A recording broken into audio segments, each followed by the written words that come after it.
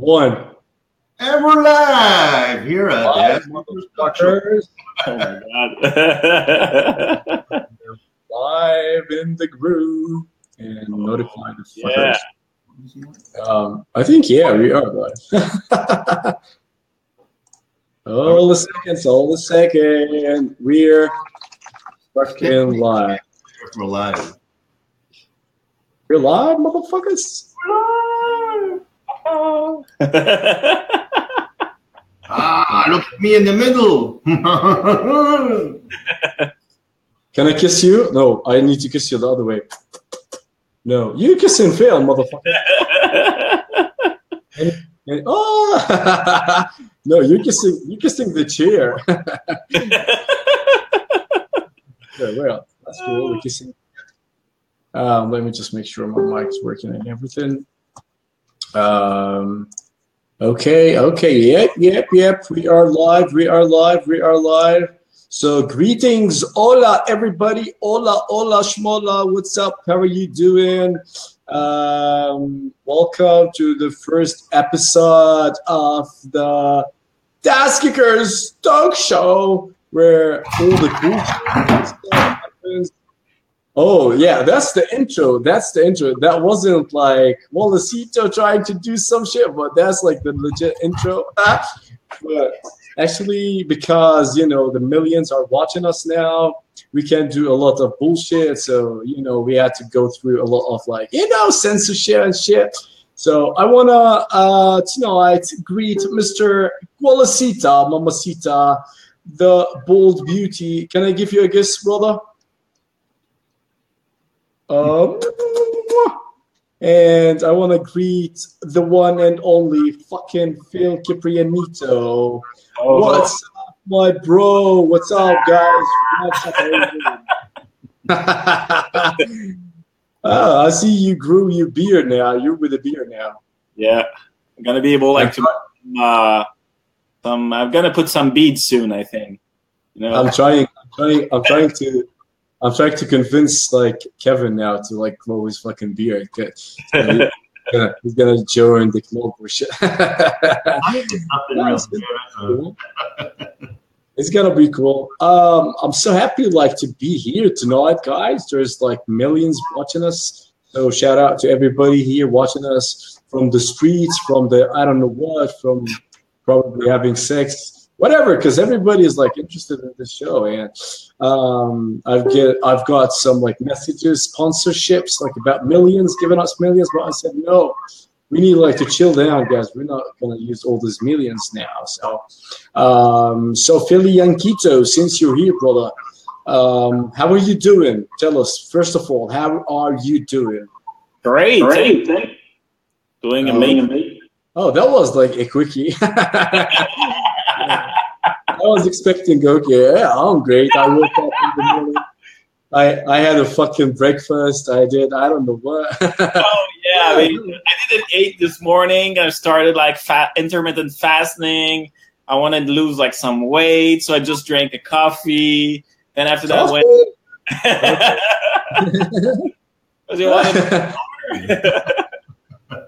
Okay, that's cool. So tell me, Philly Yanquito, let's start with a couple of serious questions before moving on and going to bullshit stuff. So tell me, bro, how did you start all this fucking e-com shit? Because I remember back then when I started, you were in the Shopify. No, it was the Teespring strategy stuff. Yeah. You remember that group? I remember that shit as if it was yesterday. And I'm so interested to know, because I never we never talked about this. So including me, everybody else is interesting to know how you joined this, how you started this, and so on. So the mic is yours. Yeah, I mean, basically digital marketing. I started that 12 years ago. So started back then, internet radio. And move 7 years after up to running my agency, and I had a lot of fun. But what I wanted to do is sell online. So part time, I was going on Teespring and starting selling shirts. and having a lot of fun. Made my first couple of grands there easily because at that time I was selling name shirt. So that was how I started.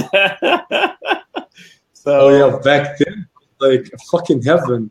Well, when was that? 2000 what? 13 or before than that? 12? I don't remember exactly. It was so you started before me. Yeah. And at the same time, I started like the Teespring strategy, sharing my tips and tricks. A bit the same thing that I've went up doing it with Shopify strategy. And yeah, I mean, and if I remember, early 2015, I decided like to move everything out from Teespring to Shopify just because I couldn't couldn't get the data. Emailing was really bad on Teespring, and you cannot grow up your business. If you want to take that seriously to another level, you were some sort of stuck in terms of retargeting and all this kind of stuff. And things on Teespring, all this kind of stuff came really later on. Took I think a year after in 2016 when they started. Way later on, because I don't know if they've done it already, but they're so fucking slow, and this made everybody to just move from there. Exactly. I was one of the first people there as well, but I didn't stay there. They never really listened to their sellers. So. Yeah. I listened more to the customers rather than the sellers. But yeah, we asked. If it wasn't for Teespring, I don't think any of us would really be where we are. Oh yeah. So exactly. Yeah, we need to give them the credit, for creating this shift. But being a shitty company to do that made everybody just fly out. We couldn't stay there, and they had a lot of good competitors, so that's quite interesting because everybody joined under that name, the Teespring shit, and still until now, some people call this business the Teespring business. Funny enough, so it's quite interesting. But we need to learn from those mistakes as entrepreneurs ourselves, to know what mistakes they've done and never do this. So that's quite interesting. So you started in 2012, and I didn't get what you did before. What was your previous job? So previously, so I started my first business was a recording studio. I was printing records and producing music and all this kind of stuff. What the fuck? Do you sing? No, I don't sing. No, I play. Let's try. Let's hear your fucking voice. Play something. Yeah, I don't sing. Hey, brother, sing us something for tonight, my brother. Yeah. And don't you have a sexy song in the shower shit? You dance with yourself with your shampoo butter? In the shower only, I will sing. So in the shower only. And everybody knows that you have that skull shit and all the bikers niche stuff. Yeah. So do you sell on Teespring T-shirts for those people, or you started? No, not at all. I mean, I came into this niche when I started my first Shopify store. So I was throwing shit on the wall like crazy, and finally I got a very nice product that just went very good on this niche, and I just scaled that like crazy. And I when the product was fading out, I just thought, I'm going to start and try a new product in this niche again and again and again. It was winning always. So I decided to move everything on a single store and start building a brand around that, And it's still a big brand. Do you still have some other stores, or is it all just that one Goth Rider now? I mean, I have a few stores running right now. But my main focus is really on Gothwriter because, I mean, I play the long-term business. I don't play the short-term mainly. You know, I will have like some stores to make money here and there. But really, I mean, my whole focus is Gothwriter. So I can build a sustainable brand, and even like products that we're creating are much more exclusive. We want to get out, you know, all this AliExpress stuff as much as possible because, I mean, we get like so many copycats. So I mean, after this, I mean, there's going to be a bunch of people that will hear me and will go in the biker niche, go on AliExpress and copy everything. You know, it's always like that. So yeah. You have everything trademarked now, don't you? Yeah, Gothwriter is trademarked like all over the world now. Our jewelry, our exclusive jewelry, and everything are patent. So I mean, everything that we come up with a new design, we patent right away. So I mean, if there's anyone after that who wants to copy the exact ring or the exact jewelry that we're making, we can go after them easily, you know. But I mean, the thing also, I mean, jewelry is not like T-shirt. It's a much more complicated process, which makes us, again, you know, a bit more out of, you know, all the stores that are out there that try just to copy and get stuff right away from AliExpress. So that's another way we try to stay different and out of the competition in this business, you know. If you, and it's the same thing, you know, if you want to build a clothing brand, try to get something that is hard to do or hard to copy. So not everyone can do it. You know, that's going to make your stuff much more easier at the long run because, I mean, the competition will never stop. It's just going to grow. And especially now, since there's a lot of people, you know, that know how to master Facebook, master Google, you know, so it's just going to get, you know, much more crazier. So building a brand is something that I highly believe, building unique product, and create a community also about with your brand. You know, it's not about just throwing stuff; it's to build a community, and for that, you need to go with them. You know, you need to go where they're at. So, like, I go mostly now on the biker events and things like that, just to understand, to make links, to do networking, and all this kind of stuff. You know. So if you're in the knitting do you set up the stalls then? So. When you go to these events, you'll hire a stall and you'll have your Gothwriter brand there. Yeah, exactly. So I have like my wall. I don't remember how we call that, but I mean, I have like a whole setup, a desk, a wall where there's my brand there. I have girls coming with, you know. So that's cool. Yeah, girls are very important. Oh yeah, that's cool. I want to have my cue. So that's quite amazing. You haven't just in a short period of time how much you have brought and built a brand. Yeah, like what, a year, maybe 18 months. Yeah, exactly. I mean, 2015, October 2015, we started Gothwriter, and I started to push more and more, you know, the products and all this kind of stuff, the branding, building the community around. And I mean, it takes a long time, you know. I'm not delusional. It's gonna take like probably 5 to 10 years to get, you know, in the heads of the people. So it's a long run there. So in the meantime, you have to continue to the hustle behind and show yourself as much as possible. And today, I mean, there's a lot of leverage that you can use compared to back in the days. I mean, there's a lot of brands that didn't have like this traction back in the days. They had to go in the retail stores. I mean, they had like limited places to get known from people. You know, today you have all these ambassadors. You have like a lot of reach from YouTube, from all the channels out there that can give you, you know, a lot of traction because of these people that lives and breathe by what they love to do, you know, and they just throw that on the screen.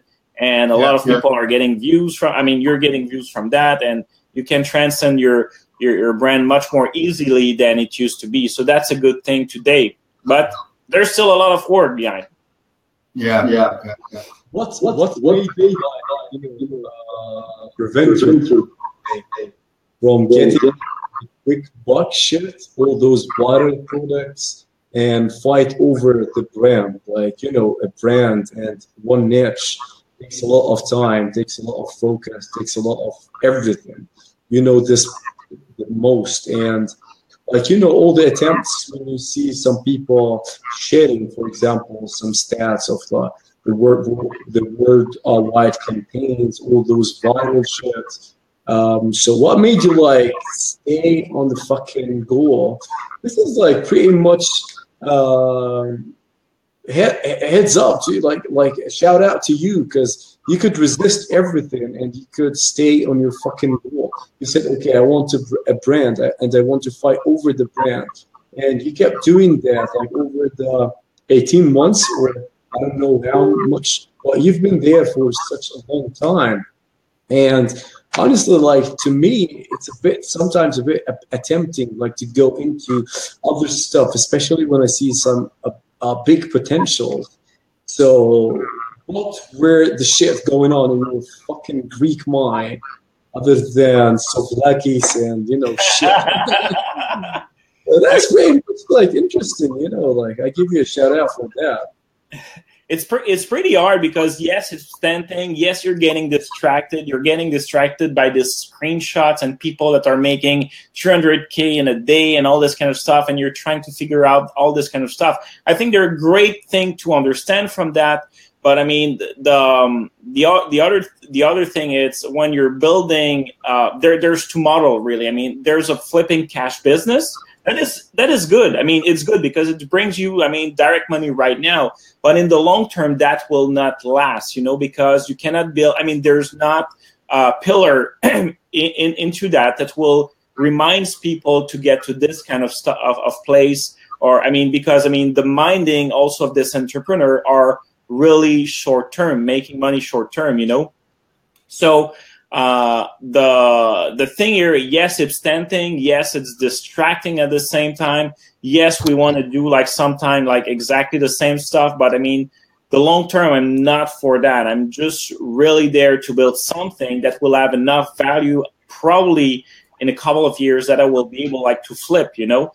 And this is the difference between doing probably 7 million tomorrow, let's say, and give it like to someone, and this guy will not be able like to run it at all, which means that this value of this business will be a big fat zero compared to someone that builds like real pillars, a team, something that will be sustainable, that will be recognizable also, that in probably from 5 to 10 years from that, you give the key to this car and he will be able to run it, and it's going to be as is, you know, and it's going to be able like to make as much money as you gave it at first, you know. So there's really like two different ways of seeing stuff there.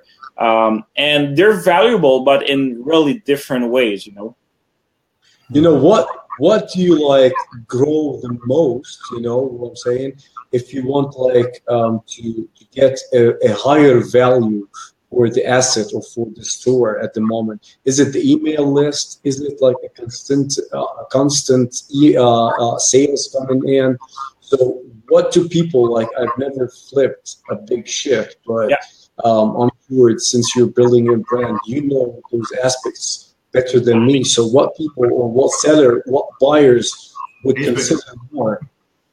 Yeah, I mean, basically, I mean, all channels are important to build these buyers for sure. I think emailing and direct messaging as the biggest strength there, because I mean, you have a direct contact with the people, which means that it's like we're giving a call to Yousef. Hey, Yousef, what's up? I have a super deal for you today. Do you want to buy it?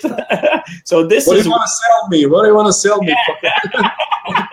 I mean, this is the crux that you're buying it. So much more email you have, let's say, in your email account or in your direct messaging, can be Messenger or anything like that, better it is, because you have direct access to these people easily. When you're going on Facebook and you're trying to convert people, it is where it's getting tricky, because I mean, you have to fight against all these people there, you know, compared to when you have like the email, you have the direct access, is the direct red phone line that you can take up and say, Yousef, we're going to shovel your ass right now, you know?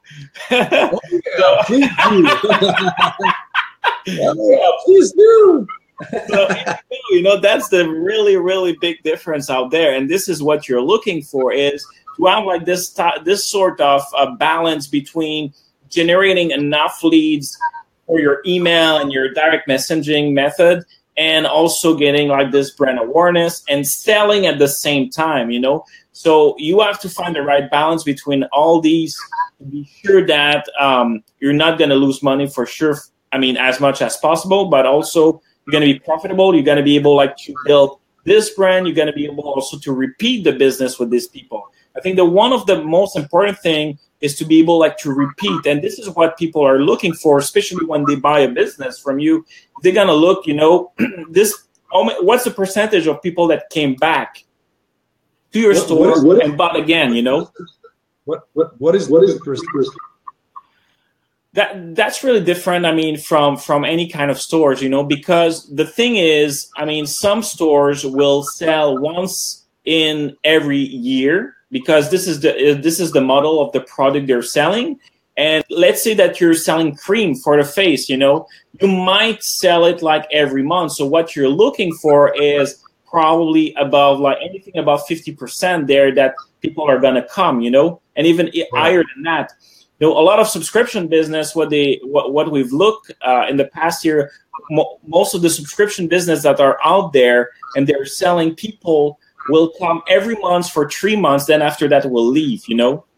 So this is some sort of a signal there to take in consideration when building a business. What is the trigger of these people that make them leave after 3 months, you know, and how you can push that, you know, longer. So like I said, I mean, every business is different. Consumables is going to be different. Apparel is going to be different, because, I mean, if you buy a T-shirt per month, I mean, that's possible, but most of the people will not buy a T-shirt per month from the same store, you know? So these are things to take in consideration. So again, what we need to find is the right balance between something that is between a subscription or something that a high consumable product, so people can come over and over, and yeah, I mean, and that will be, I mean, the best thing to do, you know. And in our model, I mean, in my model, it's very hard right now. I didn't put like the finger right now on it, but it's something that I'm really looking into it, to find some sort of hybrid model between where I can increase my repeat business and where I can have like this spontaneous people coming here once, 2, 3 times a year, you know? Yeah. Oh, yeah. That's like pretty informative. Thanks for that. But under the same hood, what do you think that is alarming when somebody wants to come and like buy something? Do you think the same shit, like the amount of returned customers, or what exactly should be in consideration when somebody want to come like and buy some shit? And if he sees that shit and say, "Oh shit, no, keep it away. I don't want to buy this shit." So the biggest mistake I think that a lot of people are making is they try to oversell the same item over and over, you know, which means that if someone already bought it, or if someone already seen it and didn't bought it, I mean, they will not come much more to your store, you know. It's the same thing here. If you want to make people come again and again, you need to have like some sort of diversification in terms of type of products you have in your store. So this is one thing we have realized up to a certain point is we're building a brand, and we don't want to be like all over the place, but we still need to find out the products where we know if we come up with a new design, with a new something here and there, we'll be able to make them come back to our store. So quick example here is we're selling jewelry like over $350. You can agree with me that if you buy a ring of $350, you might buy one ring of $350 in all the year. You know, you will not buy one every month. So we need like this layer of products that are probably cheaper or more accessible, let's say. Not cheaper, but more accessible, that they can come like probably 2 or 3 times in the same year to buy it, you know. So this is finding the right balance and not over hammering people with the same kind of product again and again. And this will give you probably also some edge over the competition as well, you know. Because most of the time when I looked at my competition is they're selling over the same shit, and the same shit that everybody has again, So when people, if I'm a biker, let's say, and I'm looking at all the ads on Facebook, I'm going to find out that everything is the same, I'm going to be like just blind. I'm going to have like some ad blindness because it's going to be the same thing. So one thing that a lot of people have success. I mean, the people that have a lot of success takes a lot of time to search on products that will be different from their competition. And this is how they can beat them. And I remember like some of the products that were winning this year and a bit last year, where either I was the first to put them out or it was because I had like a very warm audience for that. So, I mean, you have two choices there, So you want to be the first on a warm audience. That's the winning part. Oh, yeah. So here we have a question. Hey, Phil, how big is your team, or you just hire VA? Thanks.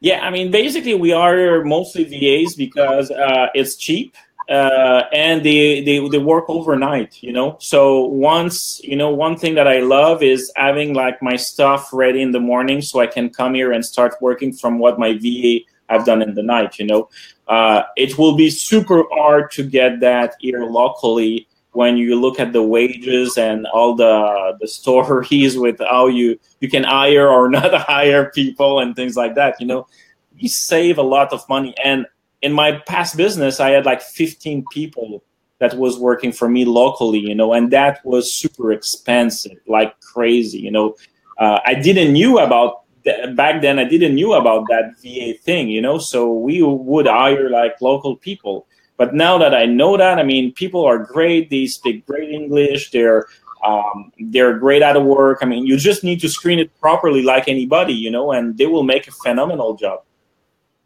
Okay, tell me something. When you decided to get out of the closet and show your fucking side, this is like the way how we get out of the closet in this business. Yeah. What did you have in mind? Like somebody discovered the site, so the store, so you decided to say, hey, yeah, it's my store. So this is basically what happened. It's pretty much what happened. Is like people around me, hey, I know your store. Hey, I know your store. So I say, you know what? Like that. That's my store, It's like, hey, I know how tall is your fucking dick. Yeah, exactly. So, I'm gonna show it. Here we go. I'm gonna show my dick. Come on, take, motherfucker. Here we go. It's pretty much like embarrassing, Dave. I know. That was a brave move. It was a brave move to come out to show your store. Come out of the closet. Probably more good than harm, would you not say? What I've seen, good. It was a good move, yes, because I could use it. I could use that store to explain stuff that I was really living, and not on thing that was in the air. And, I could take it as a real example. And like Ezra Firestone is doing that as well with Boom by Cindy Joseph. And I think that's a great way, especially when you communicate on a daily basis with your people out there. You need like to have something that people can refer to, especially when you're doing tests and things like that. At least, they can go and check and see, what works. And like you, I'm all about sharing and try to give value to my people. And basically that was, one of the reason. The second reason, first reason was because someone knew it. Too many people knew it. And I said, you know what, I'm going to just show it.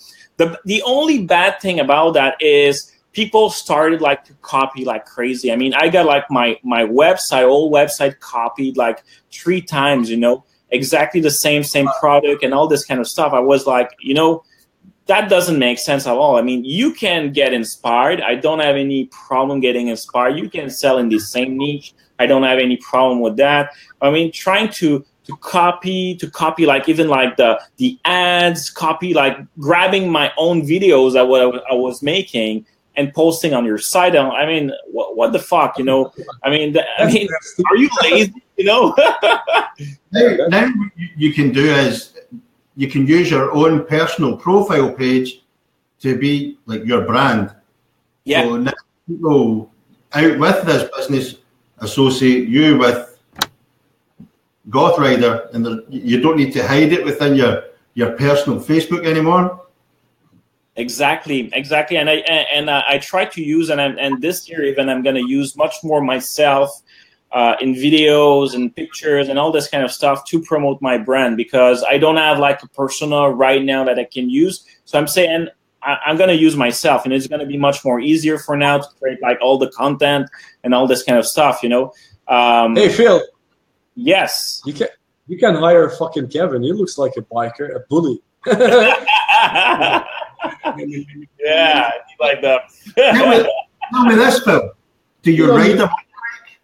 Sorry? Somebody, you see that comment? So I don't ride a bike right now because I had an injury last year, so I had to postpone my old driving thing. But basically, I was not a biker, so I came in this thing by accident. But the thing is, by hanging out with these people, you don't need to be like in the niche to sell within the niche. No, not at all. I mean, I basically fall in love with the niche and with the people as well, you know. Here you go. And this was my question. This is my next question. Are you a fucking biker, or do you like interact with this niche, or it was like a coincidence?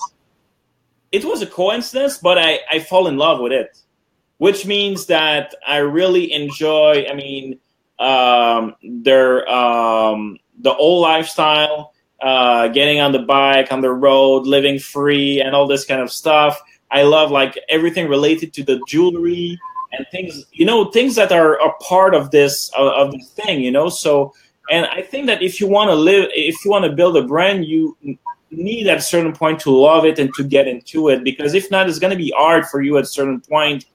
Forcing yourself into something that you don't really like is never going. It's not going to end well. That's for sure. You know.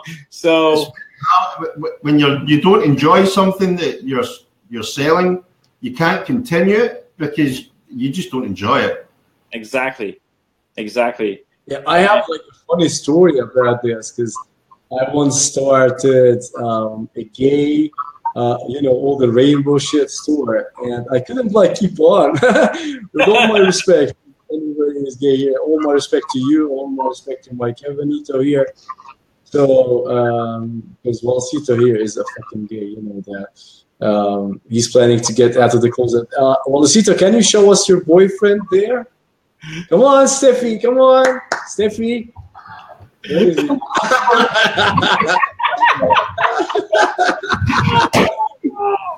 I'm not gay. Just before anyone believes that.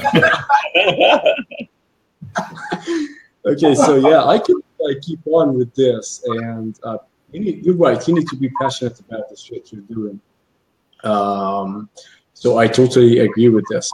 So tell me, Philly and Quito, what were you like when you were like in a fucking high school? Like, were you that nerd, geek, bully? Tell us, like, how were you? I was in between. I loved computer at that time, so I was fan of all these games, King Quest and all the Sierra Online games at that time. And I love sports also, you know, so music, sport. I was playing guitar, I was doing sport, I was doing like everything, radio. I mean, I was involved in everything, you know. I love that. You were also a DJ, were you not? Sorry? You were a DJ. Yeah, I was a DJ also, exactly. Started DJing at 13 years old, and up probably actively up to 24, probably something like that. And after that, it just faded out, sadly. Did it fade out, or were you just no good? Sorry? Did it fade out, or you were just no good at it? No, I loved it. I really enjoyed it. I mean, I think it's a hard it's a hard play there. Also, you know, a lot of competition. I mean, it's a business also by itself, but you need to really dedicate yourself. And the problem is the money is not there until you get like super famous. So you have to work your ass off like crazy. And that's a bad thing about that, It's a lot of dedication, from yourself and from your surrounding as well, So I just decided to move to something else. How many hours do you put into what you do today? If I prefer what I do today? No, how many hours do you work? Like everyone is always saying you should work 18 hours a day or 12 hours a day.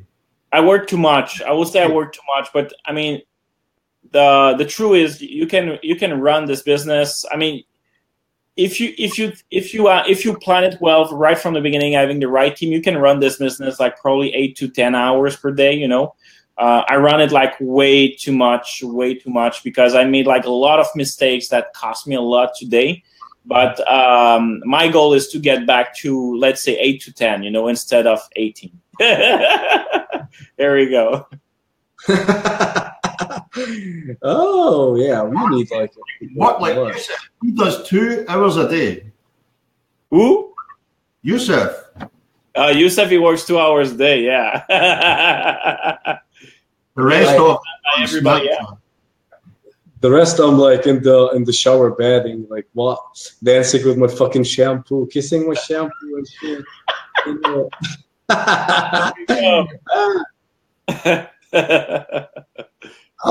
I fucking love working. I think I work a lot, but I also keep my private time. It's not what you have in mind. The private time is fucking all this, but I also need to keep my you need to go out to the gym. I go out for an hour and a half, then come back.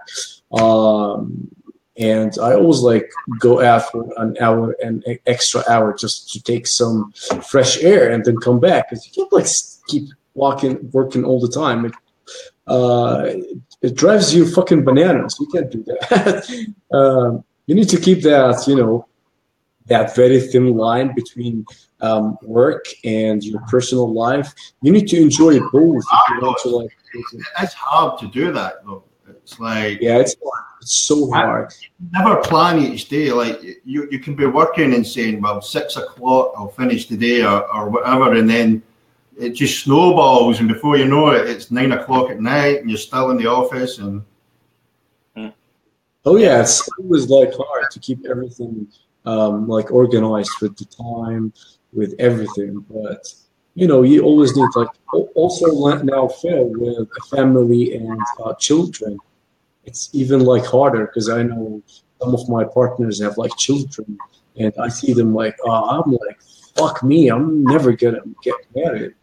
I can't deal with this fucking headache. Because sometimes I'm at my parents' home and everything starts to get messy. I'm ciao, ciao, ciao, ciao, see you tomorrow, guys. And I just go to my crib, rest and work so fucking calm and quiet. I can't do a lot of noise and shit. So it's either working or working with the baby. It's so hard. How old is your daughter now, by the way, for young people? I have 2 daughters, so one is 3 and the other one is 1. Oh so, damn! It's a lot of effort and energy. Yeah. It's a real sport right now. Yeah, it is a sport. It is a hobby. Exactly. It's fun, but I mean, yeah, they drive some hair, so you need to get Hell yeah. Tell me, what do you think about when you were in the car, alone, driving, speeding up and shit? What do you think, usually? Sorry, what I think about? Yeah, what do you think about when you're in the car, driving, that cruise alone? Yeah. Or you don't do any alone cruises? Yeah, I mean, well, when I drive, I think about my business, what I'm going to do to make it better, That's mainly what I do. That's exactly. I walk my dog every day, and that's exactly what I think every single day is. What can we do better? Yeah, drive the car. What can we do better? Is that talk to the missus about it though? Is that what you do when you're fucking having sex or shit, or you can't separate? You focus different. Oh, focus. And that shit, brother. Go longer. This is the off time.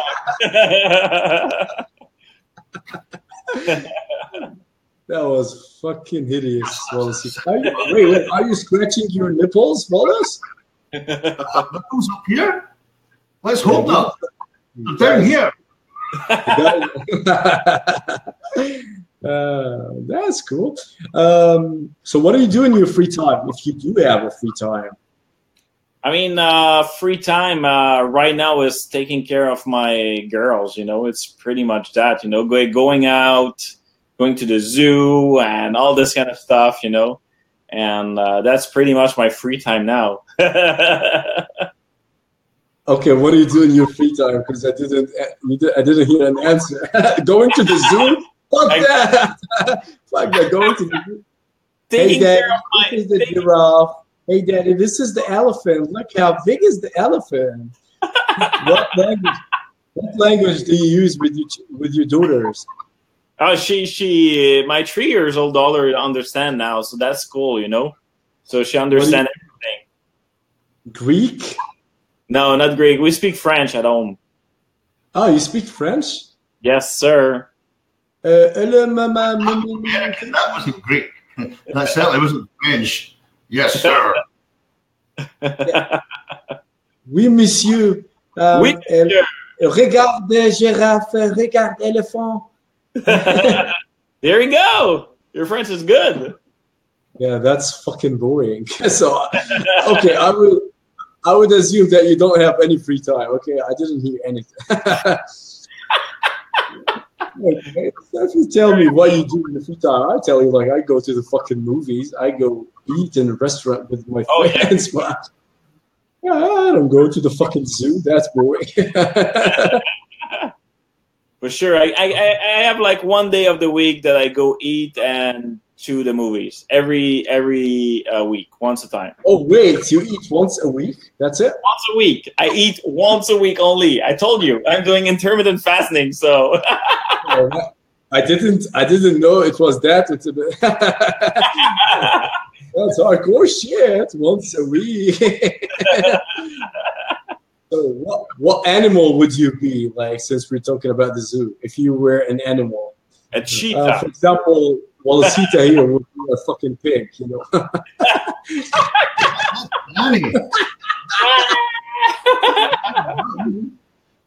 of it. You're gonna be a fucking pig. So you're gonna be a cheetah? Yeah, I'm gonna be a cheetah. Yeah. Oh, a cheetah. I thought it was a gorilla or something. No, I prefer a cheetah. Yeah, I prefer a cheetah. I don't know what, because cheetah is fucking quick, speed, or what? Quick. And you want to be quick? You want to be quick at what? You want to be quick at what? Be specific, Phil. Quick. You know that. Yeah. You just need to train the right muscle to be quick.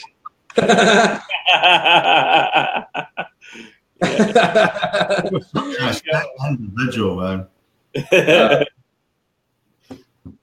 Okay, talking about quick and being quick, what body part, if I would ask you, you want, you could detach from your fucking body? Which body part? What's that question? Yeah, which body part? Come on, I would live without that part. I would live happily. I can detach my beard if you want. Oh, that's it? I thought of something more serious shit. Okay, probably your fucking hair, because it's it's a part of your body now. Your hair. My hair. Are you bald? Sorry? Are you bald? You started getting bald? Oh, I have hair. Oh, damn! You'll never be bald. You start getting something here, Wallace Keaton or shit, and then start. Okay, that was cool. What was the last gift you gave to someone? Let's see some secrets. What was the last gift you gave somebody? The gift, it's probably the last gift. Oh, that's a good question. But at least the last gift was the wedding band for my wife. That was a long time ago. Yeah. That's like fucking stingy. That was a long time ago. You should have like boot or something. Yeah, I mean, Instead, yeah, fucking flower. probably, what's that? Trying to figures or something like that for a teddy bear. Remember, so shut up. We didn't buy anything. Don't fucking lie now. Yeah, a teddy bear for my girl. Yeah, she's a fan of Paw Patrol, so she wanted like to have Marshall, a small Marshall, and I bought her that like 2 or 3 weeks ago. So yeah. Oh, that's cool. So let's end up with the big question. And tell me, what do you want to do like when you grow up? What is your like, your vision to your future? What do you want to do? Where you want to take your business? Everybody like sits alone sometimes and thinks about this. What I want to do when I grow up. Where do I want like to take my business? So tell us some shit about this. I mean, I have like multiple ideas of where I want to go up, but once I sold at certain point, if I sold Goth Rider, I will go in the data business. I mean, that's another thing that I love a lot. So I would, I'm already thinking of how I'm going to plan this new thing, but yeah, it's where I'm going to go. Again, data? What is data business? Data business, it's everything related to understand, having much more information about people to sell them back. You're going sneaky shit. That's interesting. I wasn't expecting this, honestly. I was thinking, okay, he's gonna like do some more stores and shit. That's like quite interesting. But why? Because we are angry. I mean, the people are angry much more to understand what's going on about about people's behavior, and especially now with AI. There's a need of gathering much more information on that. So the AI machines and all this kind of stuff will be learning faster. And I mean, this can be used, not only on e-commerce, but it can be used at much more bigger scale.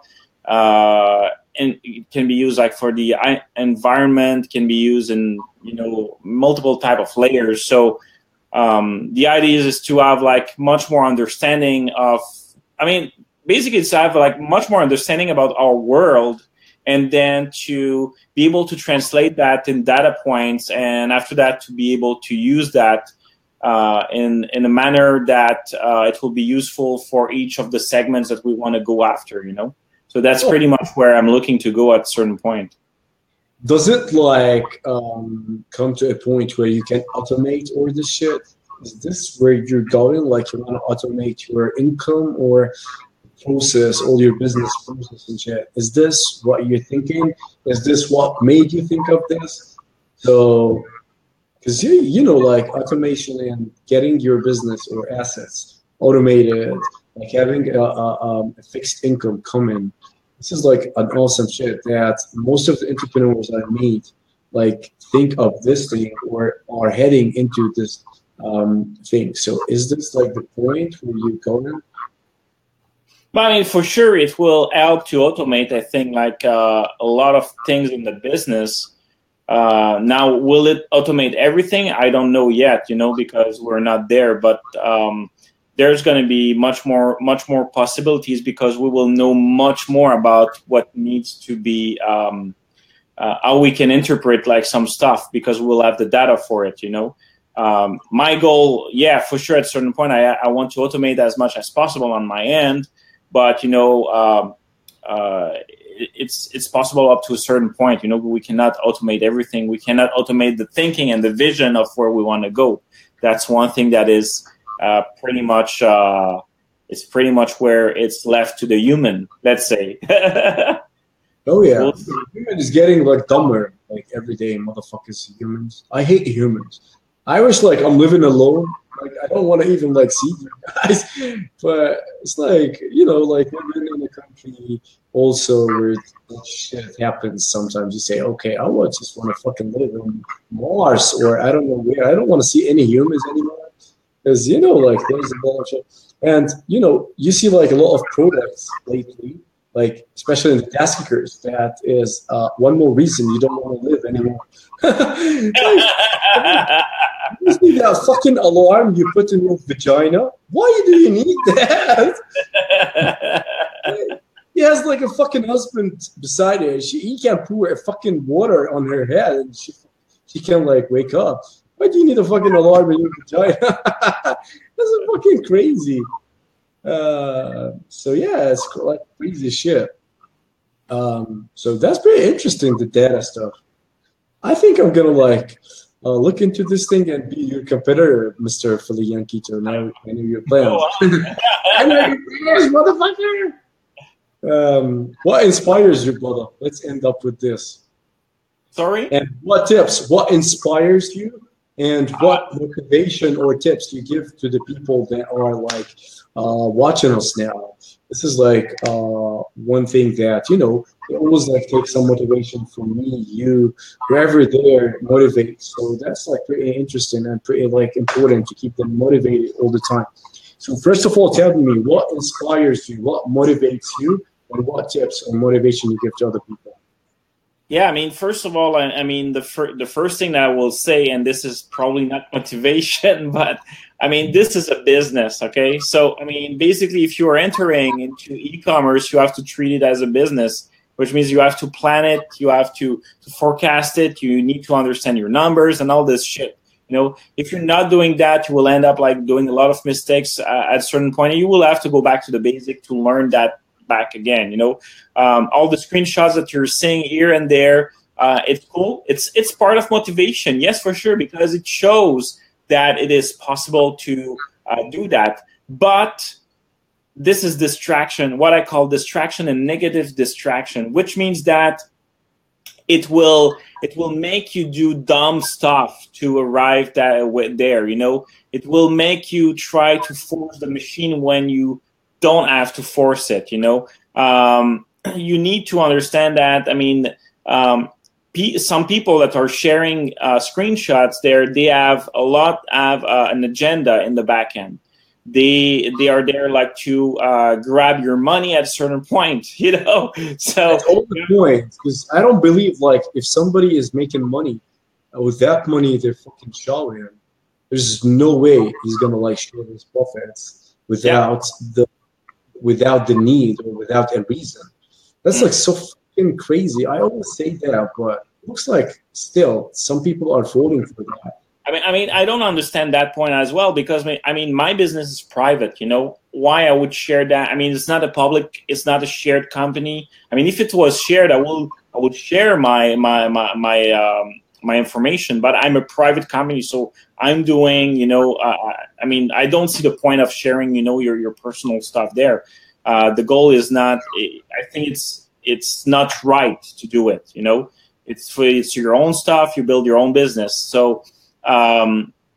Now, the understanding that it's possible to achieve like big numbers is great, because yes, it forces you to work more and understand what you have to do to get there. That's a good thing. But the other stuff also is there's a lot of missing part in these stories. When you see that there's a lot of things that they're not shown or people will not share. So why you will believe something where you have only half share of a story? I mean, that doesn't make sense, I mean, I've heard like crazy stuff, a guy that was making $1 million on Amazon and his expense was $1.1 million.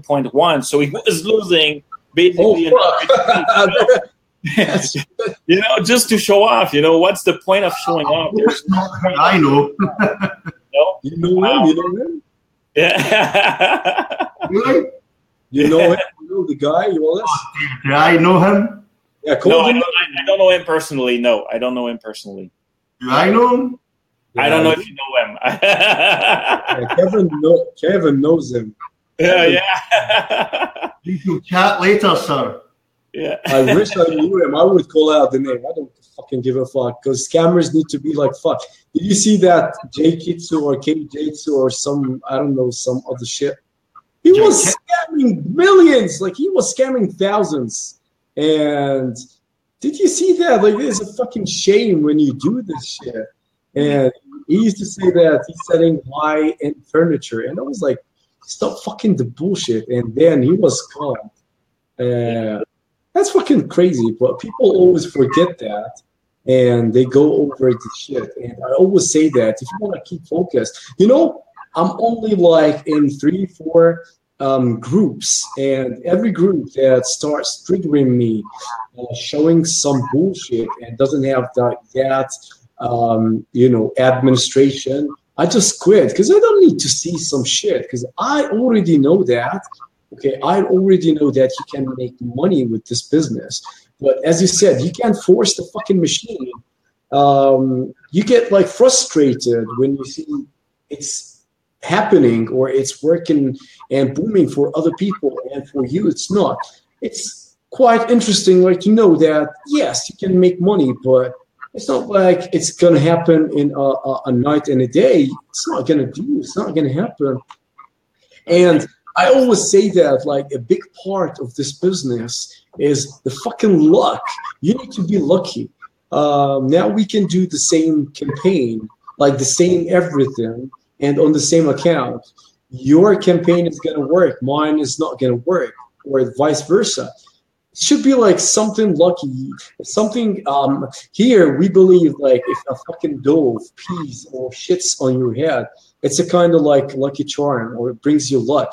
So you need that fucking dove to shit on your head that day when you launch a campaign. So this is something that people need to, like, to know that you need that luck that day. If not, it's not going to happen. And you just need, like, to know that this is going to happen at a certain point, and you need, like, to keep working and stop being distracted by all this bullshit. So whoever is watching us, and those groups who's offering, like, some bullshit, some screenshots, some things that are not relevant to some fucking knowledge, just quit. You don't need that. I guarantee you won't, like, get anything from those groups. It's only distraction. It's only, like, getting you, like, off your fucking track. You only need focus, and you only need, like, to follow certain people who are trustworthy enough in this business. If you tell me, like, what is trustworthy, I will tell you that if you share your fucking profits in a fucking group, you're not trustworthy, because there's no reason. I've never shared my profits in a fucking group, because, as you said, this is like a private thing. Why should I, like, share my profits? Sometimes I'm even like more skeptic about, like, sharing my stats, but I sometimes want, like, to give some knowledge to people, to Tasskickers, to people, like, following. I need to give them this knowledge, and unfortunately, you need to share some stats. Yeah. But if I do, like, I share not from the huge ones, but only from the ones that they can give them some sort of, like, knowledge or information. Other than this, everything, like, is between me and my fucking accountant. Nobody needs to know that. So this is, like, a huge point about getting motivated, about, like, the tips. Just keep focused on one thing and don't be distracted by all those people. I know some guys, like, posting in the groups, like, real numbers, but only, like, sharing, for example, 15K. And as you said, the profit is $100. So what's the point in getting or reaching that 15K? If this is your profit, like, if they were sharing the ads spent and the product spent and the profit, this would be, like, a different game or a different thing. But your costs, yeah, if you want to be informative, just share everything, or don't share anything at all, because there is a point in that, like, afterward. And one thing I want to bring up, I mean, this business, if you want to know, how much profit. I mean, there's multiple type of business. There's business that generate, like, 5% profit per year. There's business that generates 3% profit per year. They're in the multiple billions, but they're only doing, like, 3%, and it's a question of volume, and it's a question of niche. It's a question of a bunch of stuff, average on e-commerce and the crazy stuff from AliExpress, Alibaba. I mean, it can go from 8 to 15%, you know, and sometimes less. Sometimes less. There's people that are doing way less than that. And I mean, and it's just about volume. So that's another thing that comes in the equation is how much money you're ready to spend upfront to get that 5%, let's say, you know, because we're selling like pennies. We're selling candy pennies on a candy. I don't know how to say that, but I mean, this is really what we're selling, you know. Lollipops. Yeah, lollipops. You know, it's like so that it's a question of volume, you know, and especially for most of the people that are doing AliExpress drop shipping stuff and all this kind of thing, because the margin is very, very, very low. I mean, the margin is big, but the profit can be very low because of the cost of ads and a bunch of other stuff that are attached to that, you know. So that's one thing to remember right now, because Facebook is not going to get cheaper.